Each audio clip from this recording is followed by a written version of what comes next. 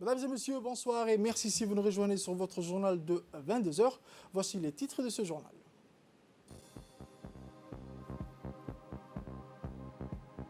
Le Premier ministre et chef du gouvernement par intérim reçoit la visite d'adieu de l'ambassadeur cubain.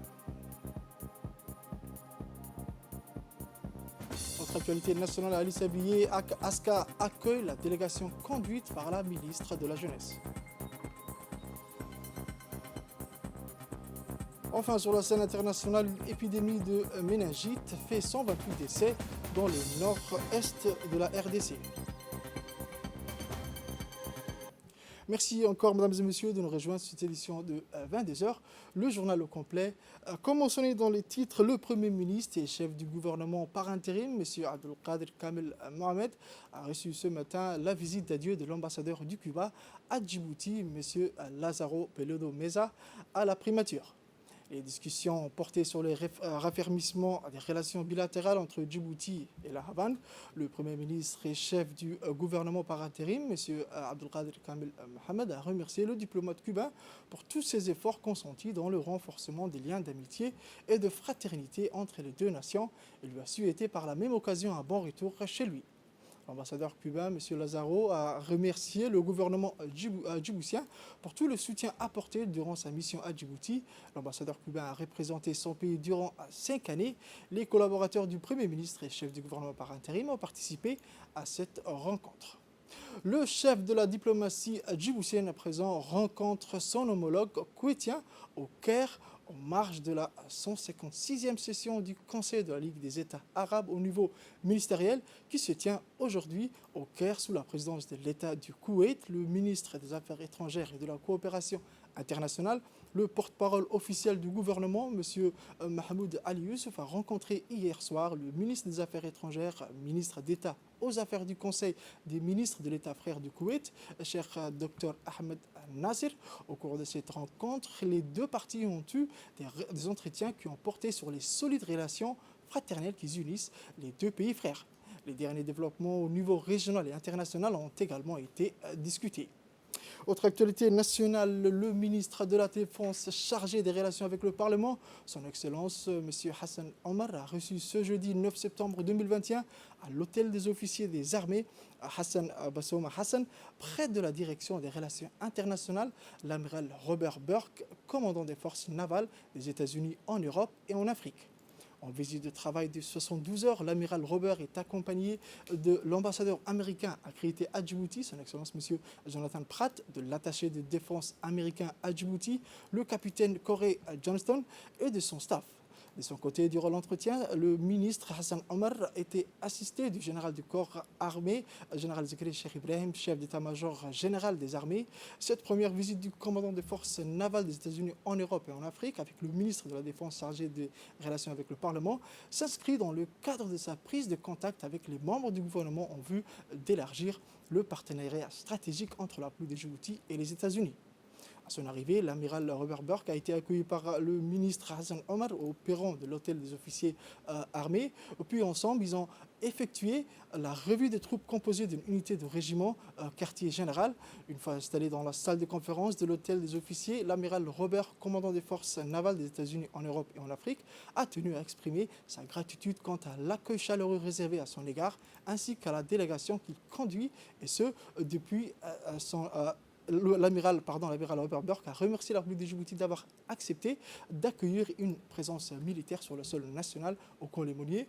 En dernier lieu, il a également salué les efforts forts louables de son Excellence, Monsieur le Président Ismaël Omar Guelleh, chef du gouvernement et chef suprême des armées, pour son implication continue et sans relâche dans la préservation et le maintien d'une stabilité politique et sécuritaire dans la sous-région.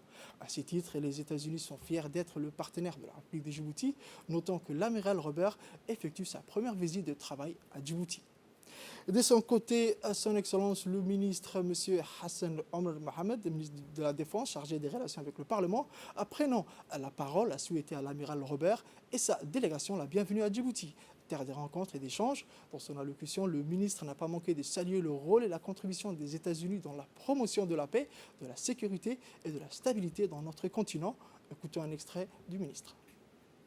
Excellence, Monsieur l'amiral Robert Brock, Excellences, Monsieur l'ambassadeur des États-Unis, Jonathan, c'est avec un immense plaisir que je vous accueille à Djibouti, terre d'échanges et de rencontres, à l'occasion de votre première visite officielle que vous effectuez dans notre pays.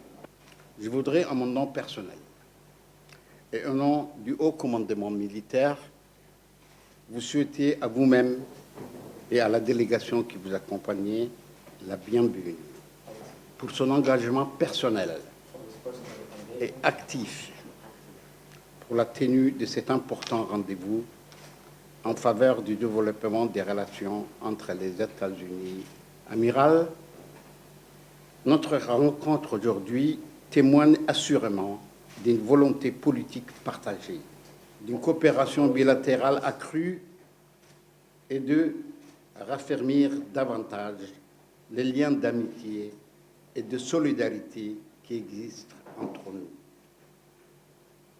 Elle atteste également de notre ambition commune à imprimer une nouvelle dynamique à nos relations stratégiques pour être à la hauteur des aspirations de nos deux peuples. Elle traduit en outre les soucis de nos deux pays, qui ont toujours été mis par des liens solides d'amitié et de solidarité, de conférer à leurs relations la dimension et la portée qu'elles méritent. Votre visite rêve une importance particulière.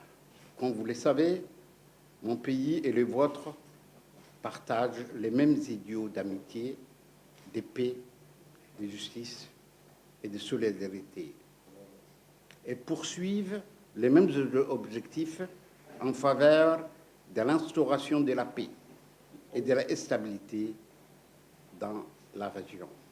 Permettez-moi, amiral, à cet égard, de saluer le rôle et la contribution des États-Unis dans la promotion de la paix, de la sécurité et de la stabilité dans notre continent.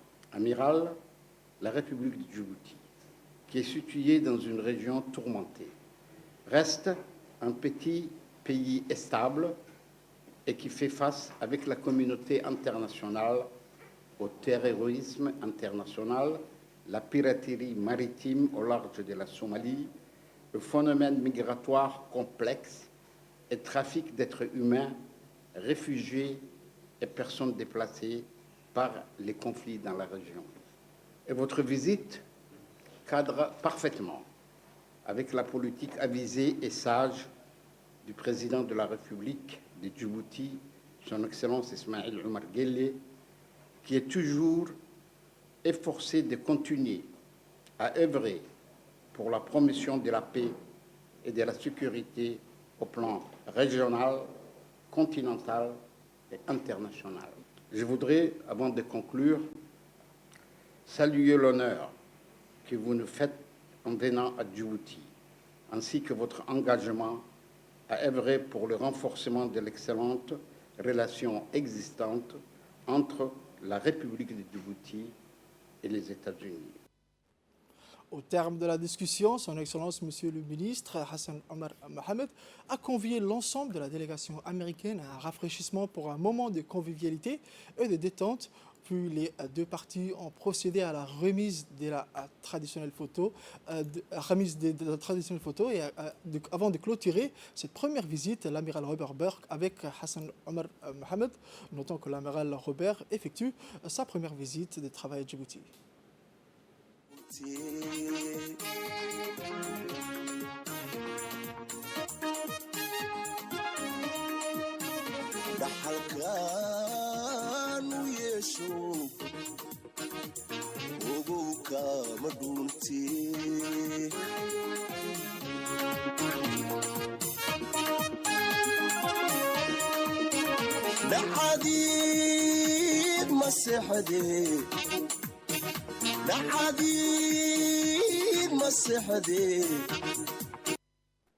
Après ce moment de convivialité et de détente qui ont précédé à une remise des cadeaux, dans la continuité de cette journée, le chef d'état-major général des armées, le général de corps d'armée, général Zikri Cheikh Ibrahim, a reçu aussi ce matin à l'hôtel des officiers des armées, Hassan Bassouma Hassan, le nouveau commandant de la base chinoise, le capitaine de vaisseau supérieur Shen Kon, en présence de l'attaché de défense chinois, le colonel supérieur Zhang Ziyu.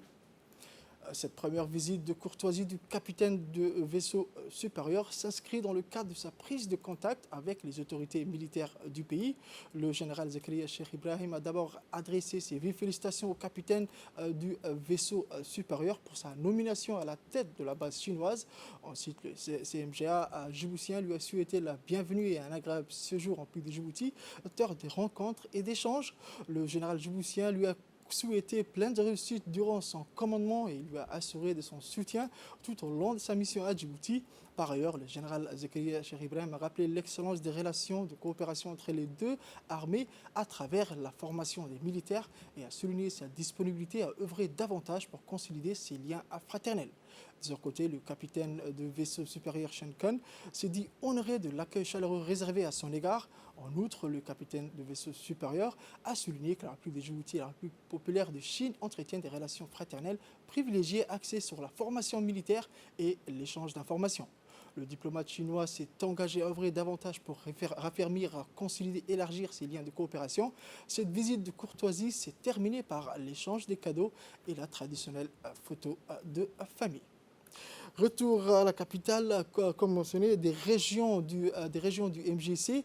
La délégation conduite par la ministre de la Jeunesse et de la Culture, son Excellence Dr Hibo Moumin Assowe, a entamé ce matin la dernière étape de son programme, direction Aska, la fraîche, deuxième ville industrielle du pays. C'est donc accompagné par le représentant de l'USAID à Djibouti, M. Lloyd Jackson, que la ministre a rencontré en premier lieu le préfet de la région, M. Moussa Aden Migane, et le président du conseil régional, M. Omar Ahmed, à la préfecture, et 4 parlementaires de la région ont assisté. Au menu, discussion de programme, de visite de la ministre, de son invité et de sa délégation autour d'un petit déjeuner traditionnel. La discussion s'est poursuivie au conseil régional où la délégation a été accueillie en grande pompe.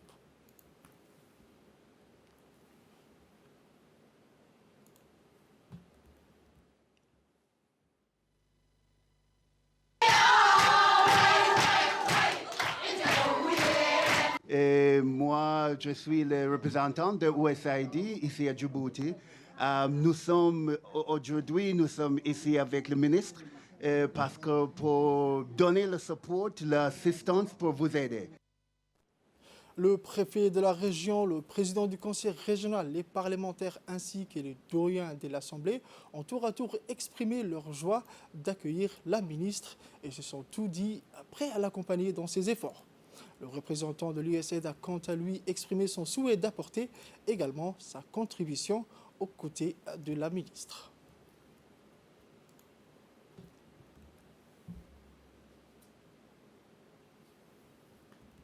Enfin, la ministre a évoqué les opportunités d'affaires de la région, sa motivation et volonté à se mouvoir et se développer, que l'ensemble du gouvernement, conformément à la volonté du chef de l'État, prendront des mesures pour un développement inclusif des régions. La ministre a par la suite entamé une visite guidée du CDC d'Ali Sébié, car le CDC répond à une volonté de vulgarisation optimale. Il peut être aussi un point d'orgue d'essence inspiratrice d'idéaux porteurs.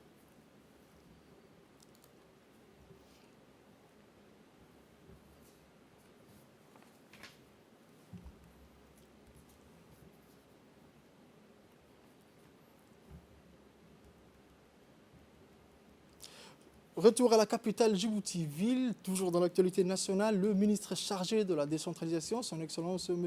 Kassim Haroun Ali, a reçu ce matin, en présence de son chargé de communication dans son salon d'honneur, l'ambassadeur du Japon à Djibouti, son Excellence M. Otsuka Omio, accompagné de son collaborateur Akihiro Aiwai.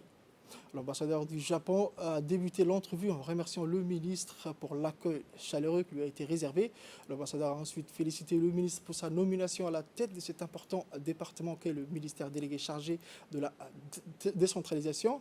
Le ministre a par ailleurs remercié l'ambassadeur pour sa visite et a présenté les prérogatives, les réalisations et la mission de son département, à savoir le renforcement de la bonne gouvernance locale, le rapprochement de l'administration des administrés et l'amélioration des conditions pour la la fourniture des services publics en mettant en place des stratégies efficaces de développement local.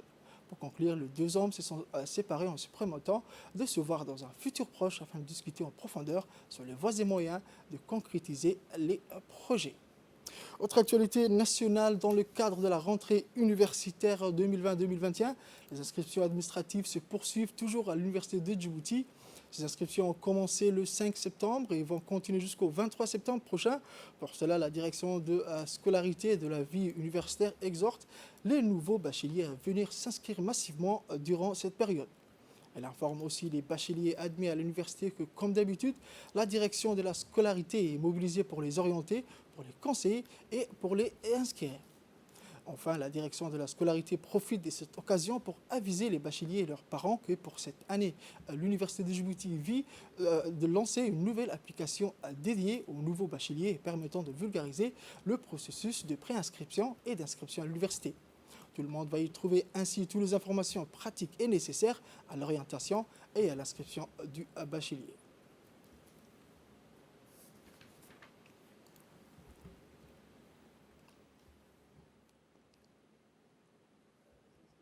À l'Université de Djibouti ont débuté depuis le 5 septembre et vont s'étaler jusqu'au 23 septembre 2021.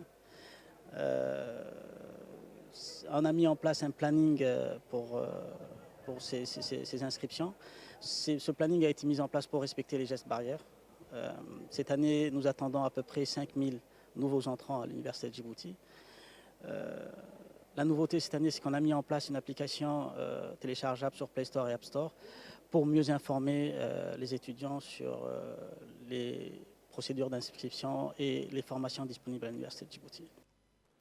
Santé à présent à Djibouti-Ville, où le ministère de la Santé, à travers l'Institut national de la santé publique de Djibouti, a lancé ce jeudi la campagne de pulvérisation spatiale dans les quartiers populaires de la ville de Djibouti. Cette initiative s'inscrit entre autres dans le cadre des démarches inlassables de l'Institut pour se débarrasser et éradiquer efficacement des moustiques qui sont les principaux vecteurs de maladies infectieuses. En effet, les véhicules pulvérisateurs vont utiliser des pesticides efficaces pour éliminer les gîtes larvaires. Rappelons que ces activités de pulvérisation spatiale et d'élimination des moustiques vont se poursuivre selon un planning réétabli englobant les différents quartiers de la capitale et plus particulièrement des zones à risque palustre. Dans une brève intervention, le directeur de l'Institut national de santé publique de Djibouti, M. Hussein Mohamed, a rappelé les objectifs de cette importante initiative en exhortant la population à coopérer avec les équipes chargées dans la mise en œuvre de cette campagne. Graphie essentielle de tous les sites et nous allons également démarrer tous les soirs, c'est-à-dire de 17h à 19h, puis de 1h du matin jusqu'à 3h du matin, les activités de pulvérisation. Donc la pulvérisation qu'on va faire n'est point néfaste pour la population locale et nous exhortons la population de pouvoir nous faciliter ces activités et nous demander également que les élus locaux, les chefs coutumiers nous accompagnent dans cette activité. Autre actualité nationale, le ministre du Commerce et du Tourisme a lancé le 5 septembre 2021 des opérations de recensement et de localisation de points de vente et les activités liées au commerce en République de Djibouti. Ces opérations qui durant plusieurs mois ont débuté au niveau de Djibouti-Ville et vont s'étaler sur toute l'étendue du territoire national en collaboration avec la gendarmerie nationale. Ce recensement de grande envergure vise essentiellement à doter le ministère du Commerce et du Tourisme une base de données regroupant les points de vente et les activités liées au commerce, notamment les boutiques, magasins, boulangeries, pâtisseries, supérettes, supermarchés, fruits et légumes, etc. L'objectif étant de recenser des données structurelles des points de vente pour permettre au ministère du Commerce et du Tourisme de mieux surveiller le marché et veiller au respect de prix homologués et protéger les consommateurs des risques liés à l'usage des produits périmés mis à la disposition sur le marché national. Ce recensement de données structurelles et localisation des points de vente constitue une source d'information privilégiée pour la direction du commerce intérieur et qui est inscrit dans son programme d'autonomisation des activités prioritaires du ministère dans le but de développer un système d'information et d'aide à la décision. Etc. L'objectif étant de recenser les données structurelles des points de vente pour permettre au ministère de mieux surveiller le marché et veiller au respect des prix homologués et de protéger les consommateurs des risques liés à l'usage des produits périmés mis à la disposition sur le marché national. Ce recensement des données structurelles et de localisation des points de vente constitue une source d'information privilégiée pour la direction du commerce intérieur et s'inscrit dans le programme d'automatisation des activités prioritaires du ministère dans le but de développer un système d'information et d'aide à la décision. À cet effet, le ministère du Commerce exhorte les opérateurs économiques à collaborer pleinement et de fournir les informations demandées par les recenseurs formés et disposant de matériel adéquat. C'est tout pour les actualités nationales. Scène internationale à présent, le bureau de l'Organisation mondiale de la santé en Afrique a déclaré une épidémie de méningite dans le nord-est de la République démocratique du Congo. 128 décès ont été enregistrés. Dans la région de Banalia, une épidémie de méningite fait rage selon l'Organisation internationale de la santé.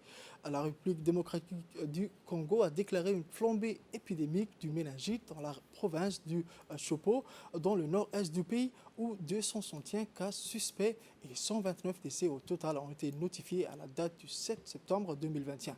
Dans le passé, des épidémies de méningite sont déjà survenues dans plusieurs provinces de la RDC.